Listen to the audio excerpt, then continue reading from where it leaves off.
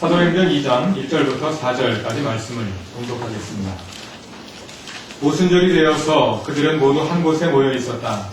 그때 갑자기 하늘에서 세찬 바람이 부는 듯한 소리가 나더니 그들이 앉아있는 온 집안을 가득 채웠다. 그리고 불길이 솟아오를 때 혓바닥처럼 갈라지는 것 같은 혀들이 그들에게 나타나더니 각 사람 위에 내려앉았다. 그들은 모두 성령으로 충만하게 되어서 성령이 시키는 대로 각각 방언으로 말하기 시작하였다. 아멘. 이것은 하나님의 말씀입니다. 오늘은 성령 강림 주일입니다. 성령 강림 주일은 사도행전 2장에 나오는 사건, 즉 예루살렘 교회에 성령이 강림하심으로 교회가 태동하게 된 일을 기념하는 주일입니다. 사도행전 2장 1절에 의하면 그날은 오순절이었습니다. 유대교에서 오순절은 6월절이 지난 후 오순, 즉 50일째 되는 날입니다. 사복음서에 의하면 예수님의 십자가 죽음과 부활이 6월절을 전후하여 일어났고 그로부터 50일이 지난 오순절 기간에 성령이 임하셨습니다. 신약성서의 역사를 따라서 초대교회는 부활절과 오순절을 유대교의 6월절과 오순절과 동일한 기간으로 정하여서 지켰다고 합니다. 그러다가 문제가 생겨났는데 유대교 달력을 따르자 보니까 종종 주일이 아닌 날에 부활절이 왔기 때문입니다. 그래서 주 325년에 열린 니케아 공의회는 춘분 후 첫 보름이 지난 주일을 부활주일로 하기로 결정하게 됩니다. 그리고 성령강림 주일은 부활주일이 지난 50일째, 즉 만 49일째 되는 날, 다시 말하자면 7주째 되는 오늘 주일을 성령강림 주일로 정하여 지키고 있는 것입니다. 따라서 지금은 유대교의 오순절과 기독교의 성령강림 주일이 같은 날에 오지는 않습니다만 그래도 비슷한 시기가 되는 것 같습니다. 금년의 경우에 부활절은 4월 24일이었는데 6월절 시작일은 그보다 하나 앞선 4월 17일이었습니다. 그러니까 금년 유대교의 오순절 시작일은 오늘 성령강림주일보다 한 주일 앞선 지난주일이 유대교의 오순절이었습니다. 이게 비슷하게 가는 것 같습니다. 6월절은 이스라엘이 이집트로부터 해방되어서 모세의 인도를 따라 출애굽한 날이고 유대교 전통에 의하면 출애굽한 지 50일째 되는 날 모세가 시내산에 올라가서 십계명을 받았습니다. 그러니까 유대교에서 오순절이란 율법을 받는 날이고 기독교에서 오순절은 성령을 받는 날입니다. 율법을 받은 날 성령이 오셨다. 이것은 우리 신앙에 의미심장한 교훈을 던져줍니다. 그래서 오늘은 율법과 성령의 대조를 중심으로 성령의 임재에 관해서 묵상해 보고자 합니다. 성령 강림 주일은 문자 그대로 성령께서 강림하신 것을 기념하는 주일입니다. 여기서 성령이 강림하셨다는 말이 성령이 처음 오셨다는 말은 아닙니다. 사도행전에서 오순절에 성령이 강림하시기 전에도 누가복음에 보면 이미 예수와 그 주변 인물들에게 성령이 내리셨습니다. 그리고 사도행전 1장 16절에 의하면 성령은 이미 구약시대에 다윗에게도 임하셨습니다. 따라서 성령이 강림하셨다는 것은 성령이 우주 밖으로부터 또는 초월적인 영역으로부터 인간 세상에 처음 들어오셨다는 말이기보다는 이미 오셔서 인류와 함께 계시는 성령이 오순절 다락방에 모인 성도들에게 경험된 것으로, 새로이 경험된 것으로 이해하는 것이 옳을 것입니다. 모세가 시내산에 올라가서 율법을 받은 날인 오순절에 초대교회는 다락방에서 성령을 경험했습니다. 율법은 하나님의 말씀입니다. 이스라엘은 모세가 아브라함의 시대에는 하나님과 직접 대면하여 만났지만 그것은 예외적인 일이었고 그 후 이스라엘은 모세처럼 하나님을 직접 대면하여 만나지는 못하지만 하나님의 말씀인 율법을 통해 하나님을 만납니다. 그런 점에서 율법은 하나님의 임재를 대신합니다. 이스라엘은 율법을 통해서 하나님의 음성을 듣고 그들을 향한 하나님의 뜻을 알아내기 때문입니다. 그러나 율법 자체가 하나님은 아닙니다. 그런데 율법이 하나님의 임재를 대신하다 보니 시간이 지나면서 율법에 대한 이해가 경직되어서 유대인들은 율법의 문자들을 하나님의 존재 자체와 혼동하게 됩니다. 하나님의 말씀이 율법에 고정되어 있다고 생각하는 문자주의에 빠지게 되는 것입니다. 그것이 율법주의입니다. 우리가 성경에 대해서 가지고 있는 생각들도 동일한 오류에 빠질 수 있습니다. 성경은 하나님의 말씀입니다. 하나님은 성경 말씀을 통해 우리 가운데 현존하시고 그런 점에서 성경은 하나님의 임재를 대신합니다. 그러나 말씀은 하나님의 뜻을 전달하는 매개일 뿐이지 그 자체가 하나님은 아닙니다. 물론 기록된 말씀이 없으면 사사시대에 그랬던 것처럼 사람들이 제멋대로 할 것이기 때문에 말씀은 반드시 있어야 하고 또 우리의 모든 신앙 경험을 설명하고 판단하는 토대가 되어야 합니다. 그러나 말씀이 경직되면 하나님께서 일하실 여지가 좁아집니다. 그래서 문자주의에 빠진 종교는 생동력이 없습니다. 그렇기 때문에 하나님은 성령을 보내셔서 끊임없이 우리를 만나주시고 하나님을 경험하게 하시며 하나님의 뜻을 알게 하시는 것입니다. 그것은 사도 바울이 고린도후서 3장 6절에서 말하는 바와 같습니다. 하나님께서 우리에게 새 언약의 일꾼이 되는 자격을 주셨습니다. 이 새 언약은 문자로 된 것이 아니라 영으로 된 것입니다. 문자는 사람을 죽이고 영은 사람을 살립니다.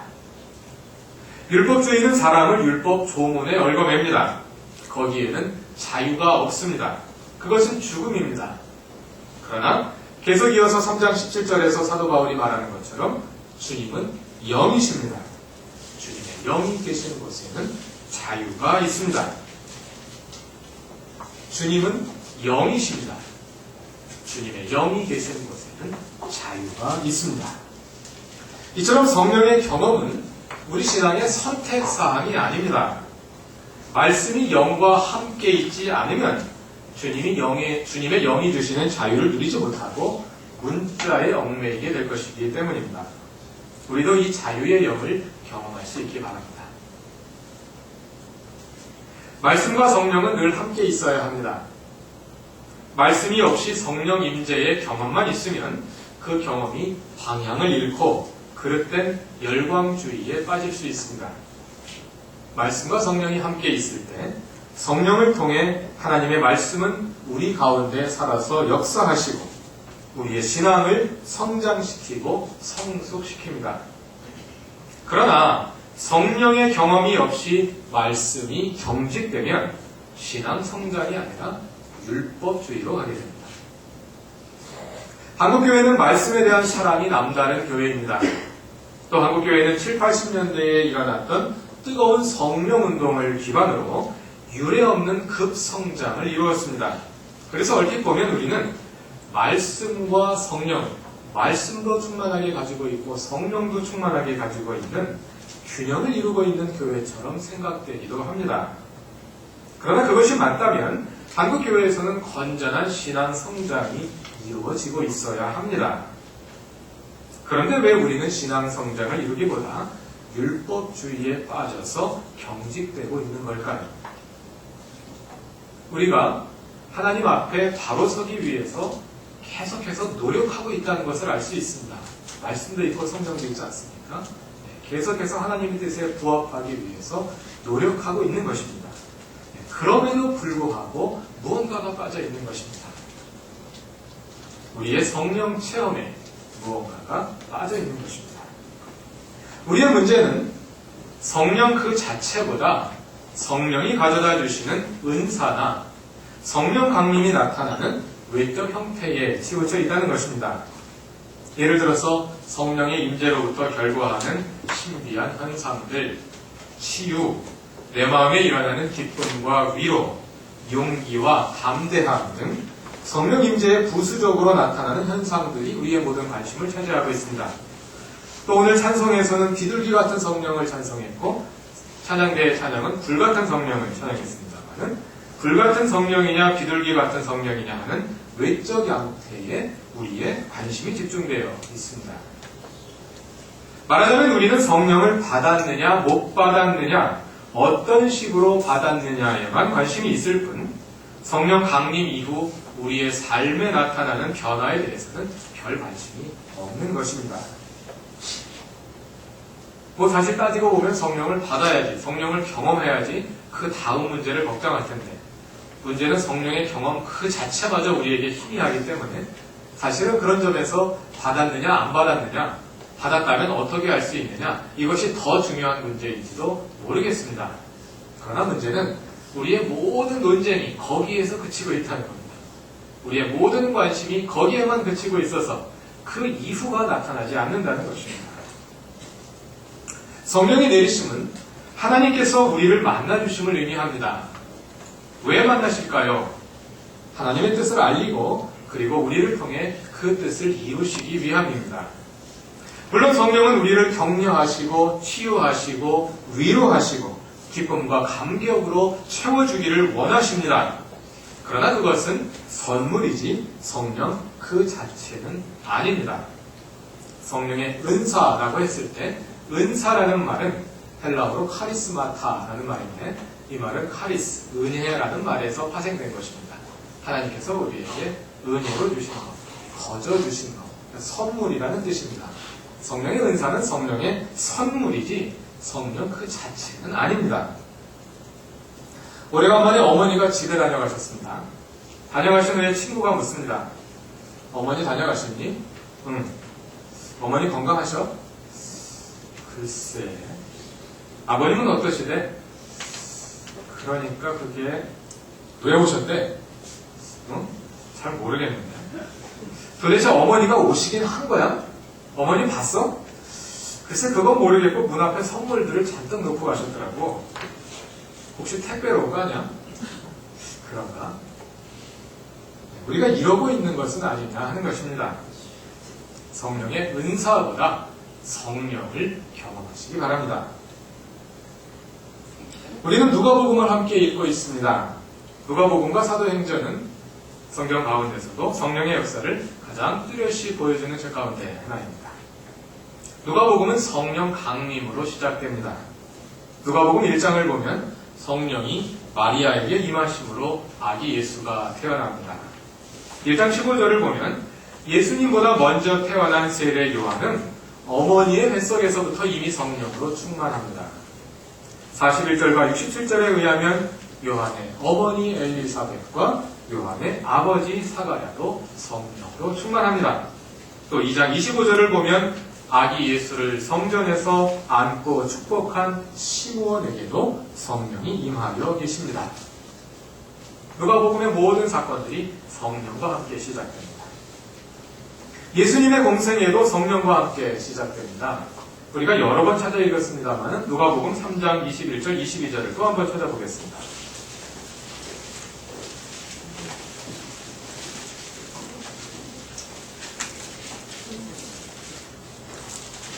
누가복음 3장 21절, 22절입니다. 백성이 모두 세례를 받았다. 예수께서도 세례를 받으시고 기도하시는데 하늘이 열리고 성령이 비둘기 같은 형체로 예수 위에 내려오셨다. 여기서 성령이 임한 것보다 세례받은 것이 먼저 아니냐 이렇게 물을 수도 있습니다. 우리말 번역대로 하면 그런 생각이 들 수도 있습니다만 헬라어 원문을 읽어보면 22절 앞부분은 사건을 서술하고 있는 것이 아니라 사건 서술은 뒷부분에 있고 그 뒷부분에 일어난 사건의 부대 상황을 설명하는 분사 구문입니다. 뒤에 중심 사건은 뒤에 있는데 그 사건이 언제 일어났는지를 설명하는 그런 구문입니다. 다시 말하자면 백성이 모두 세례를 받은 후에 그리고 예수께서도 세례를 받으시고 기도하실 때 그 사건이 일어났다는 겁니다. 그 사건이 무엇이냐면 세 가지인데 첫 번째 하늘이 열리고 두 번째 성령이 내려오시고 세 번째 하늘에서 소리가 들린 것입니다. 하늘이 열린 이유는 성령이 내려오시기 위함이었겠죠. 따라서 예수 공생애의 첫 사건은 하늘이 열리고 성령이 내려오시는 것입니다. 성령 강림과 함께 예수님의 공생애가 시작됩니다. 누가복음과 짝을 이루고 있는 사도행전의 첫 사건도 성령 강림입니다. 오늘 설교의 본문인 사도행전 2장이 오순절 성령 강림 사건을 서술하고 있습니다. 역시 같은 질문이 일어날 수 있습니다. 사도행전의 첫 사건이라면 1장에서 일어나야지 왜 2장에 일어난 사건을 첫 사건이라 하느냐, 이렇게 질문할 수 있습니다. 사도행전 1장 첫 부분에 보면 예수께서 부활하신 후에 제자들과 함께 지내시면서 가르치신 내용들이 기술되어 있는데, 그 가르치심의 내용을 기술한 1장 4절 5절은 다음과 같습니다. 예수께서 사도들과 함께 잡수실 때에 그들에게 이렇게 분부하셨습니다. 너희는 예루살렘을 떠나지 말고 내게서 들은 바 아버지의 약속을 기다려라. 요한은 물로 세례를 주었으나 너희는 여러 날이 되지 않아서 성령으로 세례를 받을 것이다. 사도행전 1장 첫 부분에서 예수께서 성령이 임하실 것을 예고하시고, 그래서 제자들은 이 말씀을 따라 예루살렘에 머물러서 약속하신 성령이 임하시기를 기다립니다. 그러다가 2장에서 성령이 임하신 것입니다. 따라서 사도행전의 모든 사건들은 성령 강림과 함께 시작된다, 이렇게 말할 수 있는 것입니다. 이처럼 누가복음과 사도행전은 둘 다 성령으로 시작된다는 공통점을 가지고 있으며, 그것을 기술하는 방식조차 유사합니다. 다른 사건들을 먼저 서술해서 부대 상황을 보여준 다음에 본 사건인 성령의 강림을 기술하는 것입니다. 다시 사도행전 1장으로 돌아가서 부활하신 예수님은 사도들에게 이렇게 말씀하십니다. 그러나 성령이 너희에게 임하시면 너희는 능력을 받고 예루살렘과 온 유대와 사마리아와 땅끝에까지 이르러 내 증인이 될 것이다. 이 말씀에는 사도행전 전체가 요약되어 있습니다. 다시 말해서 사도행전은 한마디로 요약하자면 제자들에게 성령이 임하셔서 그들이 능력을 받고 예루살렘과 온 유대와 사마리아와 땅끝까지 이르러 예수의 증인이 되는 이야기입니다. 그런데 여기에서 한 가지 눈여겨보아야 할 것이 있습니다. 이 말씀을 따르자면 증인이 되는 주체가 제자들인 것처럼 보입니다.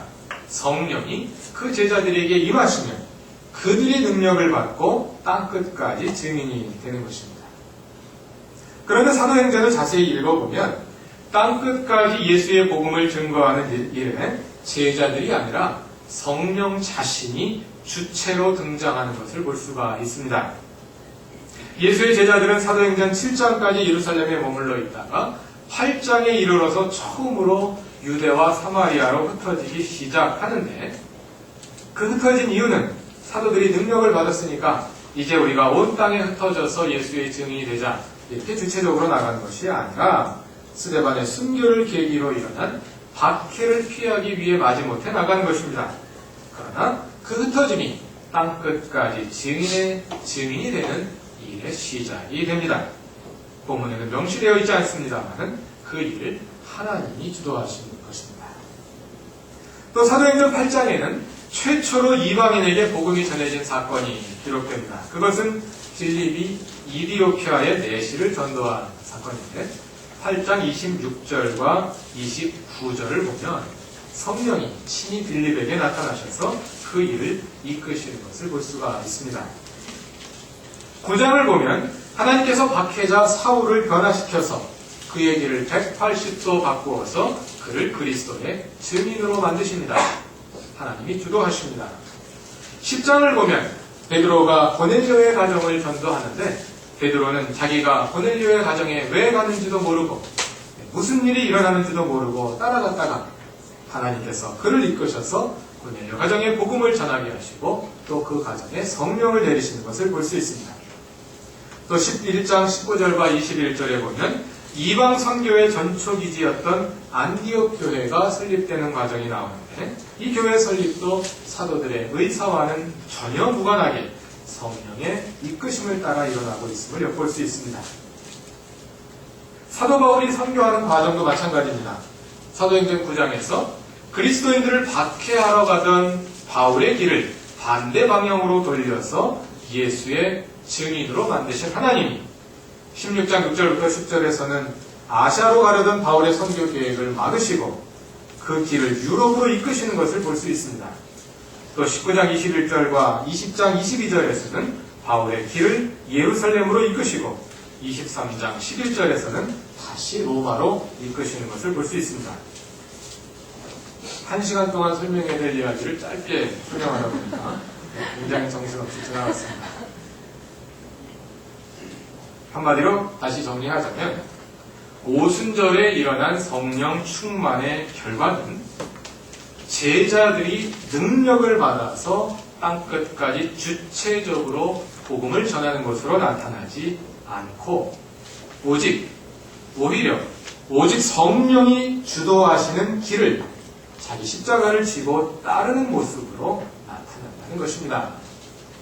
성령 충만의 궁극적인 결과는 성령의 능력이나 성령의 은사가 아니라 성령의 주도하심입니다. 성령이 우리에게 오신다는 것은 하나님께서 우리 가운데 오셔서 우리의 삶을 주도하신다는 것입니다. 그것이 성령 충만이 의미하는 것입니다. 성령의 능력, 성령의 은사도 물론 중요합니다. 왜냐하면 하나님은 교회를 바로 세우시기 위해서 우리에게 은사를 주어서 더 잘 기도하게 하시고 더 잘 가르치게 하시고 또 더 잘 섬기게 하시기 때문입니다. 그런 점에서 은사는 사역을 위한 것이고 하나님께서 우리에게 은사를 주시기를 사모하는 것은 너무나 당연한 것입니다. 또 은사를 받은 사람은 그 은사에 맞는 사역을 잘 감당해야 합니다. 그러나 성령의 은사보다 더 중요한 것은 성령의 열매입니다. 성령의 열매는 우리의 품성과 인격의 성숙입니다.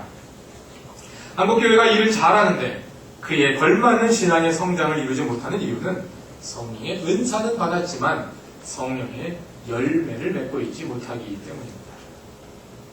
우리가 성령의 열매를 맺으려면 어떻게 해야 할까요? 갈라디아서 5장 16절 이하의 말씀을 한번 찾아보겠습니다.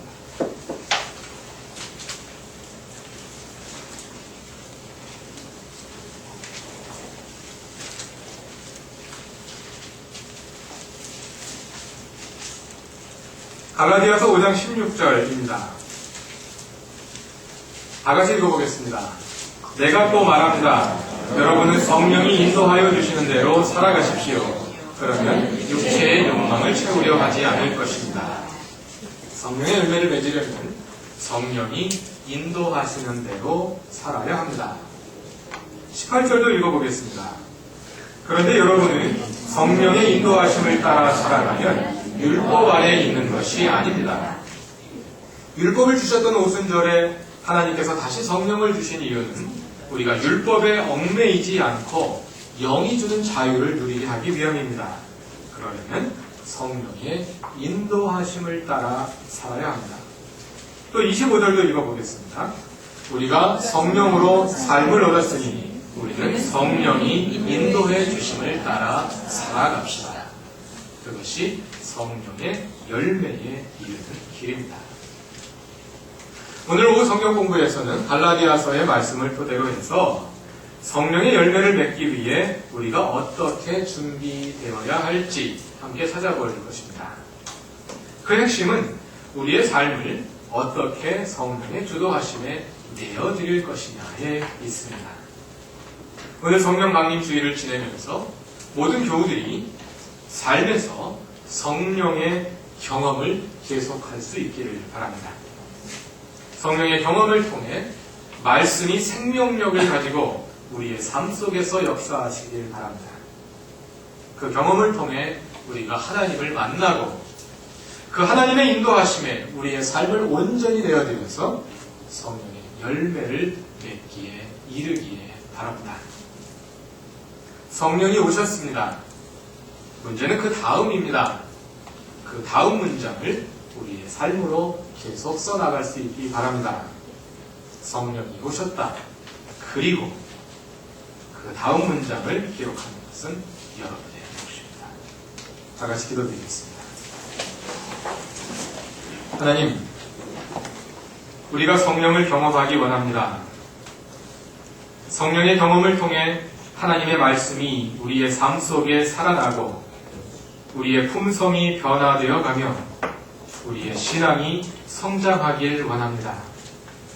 하나님의 인도하심에 우리 자신을 온전히 내어드리오니 주 성령이여 우리 가운데 충만하옵소서.